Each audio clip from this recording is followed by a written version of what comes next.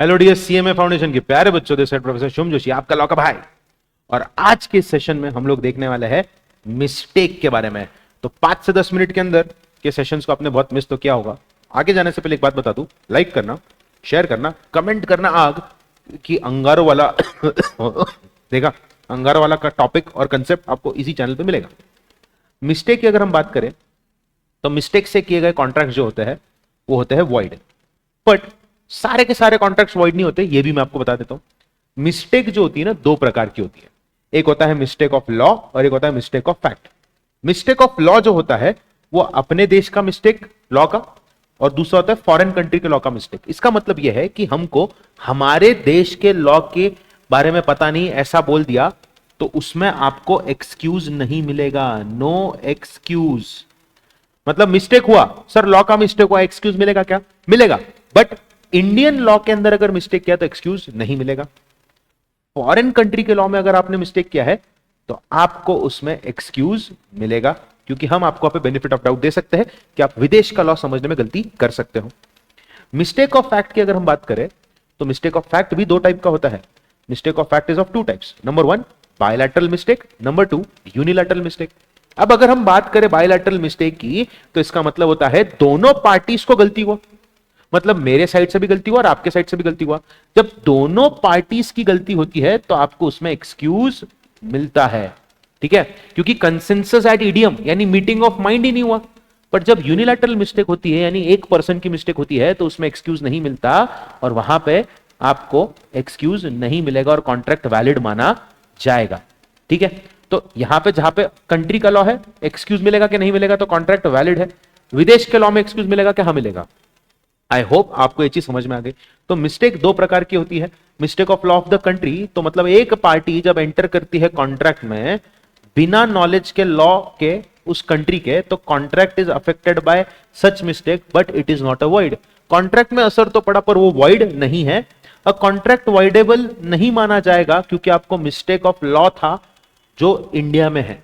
India के law का mistake है तो आपको एक्सक्यूज मिलेगा नहीं, क्योंकि ignorance of law is not an excuse at all. इग्नोरेशिया जूरिस नॉन एक्सक्यूज एक्ट, इसका मतलब होता है ignorance of law is not an excuse. But अगर आपको party is induced to enter into contract by mistake of law तो वो कॉन्ट्रैक्ट को अवॉइड किया जा सकता है। इंड्यूस किया मतलब हमारे साथ फ्रॉड करने की कोशिश की तो अवॉइड किया जा सकता है। Mistake of foreign law is treated as void. तो मिस्टेक इज वॉइड, बट कौन सी मिस्टेक वॉइड है? फॉरेन लॉ की मिस्टेक वॉइड है। इंडियन लॉ की मिस्टेक को हम वॉइड मानेंगे नहीं। मिस्टेक ऑफ फैक्ट भी दो प्रकार का होता है, बायलैटरल मिस्टेक और यूनिलैटरल मिस्टेक।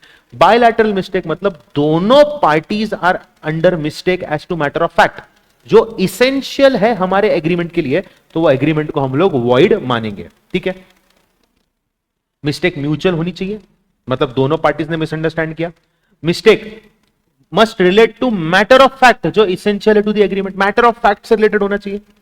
बहुत अलग अलग टाइप की मिस्टेक्स होती है बायलैटरल टाइप के अंदर, जैसे कि existence of subject matter. Existence of subject matter का मतलब क्या होता है, ध्यान से समझना। तेरे को भी नहीं मालूम था, मेरे को भी नहीं मालूम था, जब टूर में एग्रीमेंट कर रहे थे, जो गुड्स प्लेन से आ रहे थे वो प्लेन क्रैश हो गया, तो सब्जेक्ट मैटर के एग्जिस्टेंस को लेके हमको मिस्टेक हुआ, तो फिर वो कॉन्ट्रैक्ट हो जाएगा वॉइड। आइडेंटिटी को लेके मिस्टेक हुआ तो भी कॉन्ट्रैक्ट वॉइड हो जाएगा।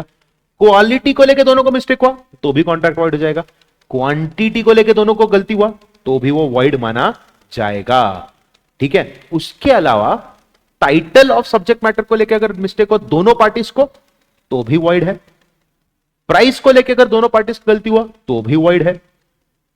मिस्टेक हुआ पॉसिबिलिटी ऑफ परफॉर्मेंस को लेके तो भी वॉइड माना जाएगा। हम लोगों ने पढ़ा है इंपॉसिबल कॉन्ट्रैक्ट्स के बारे में, मतलब फिजिकल इंपॉसिबिलिटी हो सकती है, लीगल इंपॉसिबिलिटी हो सकती है। पहले कॉन्ट्रैक्ट था valid, but because of some reason अब कॉन्ट्रैक्ट की परफॉर्मेंस नहीं हो सकती, तो वो कॉन्ट्रैक्ट क्या हो गया? वॉइड हो गया। वो वॉइड होने के पीछे कारण क्या था?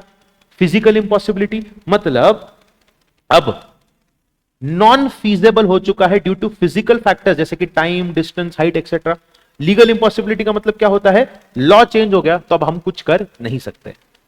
Unilateral mistake as to fact के अंदर एक ही चीज याद रखनी है आपने, जस्ट बिकॉज एक आदमी की गलती है तो भैया वो वॉइडेबल नहीं है, वो वैलिड रहेगा। Unilateral mistake is not allowed as defence in avoiding a contract unless mistake is brought by fraud, मतलब सामने वाले ने फ्रॉड या मिसरिप्रेजेंटेशन किया तो मैं उसको अवॉइड कर सकता हूं, पर अगर दोनों भी नहीं किया, क्लीन है, मेरी गलती है, तो भैया वो वैलिड माना जाएगा। एग्जाम्पल याद रखना, सामने वाला आदमी बेच रहा था ओल्ड ओट्स, मुझे लगा वो बेच रहा है न्यू ओट्स, मैंने न्यू ओट्स समझ के खरीद लिया। अब यहां पे उसकी गलती है कि मेरी गलती? मेरी गलती है ना, तो यहां पे कॉन्ट्रैक्ट को मैं अवॉइड कर नहीं सकता। आई होप आपको मिस्टेक समझ में आ गया, बड़ा ही इजी और आसान सा कंसेप्ट था। अगला वीडियो जो आएगा उसके अंदर हम लोग पढ़ने वाले हैं वेजरिंग एग्रीमेंट, और अगर मजा आया तो कमेंट सेक्शन में आग लगा देना। मिलते हैं अगले वीडियो में, अगले सेशन में, तब तक के लिए मामा मिया lasagna, bye bye. Do whatever you want to do, don't trouble माता पिता एंड भारत माता। पढ़ाई करो।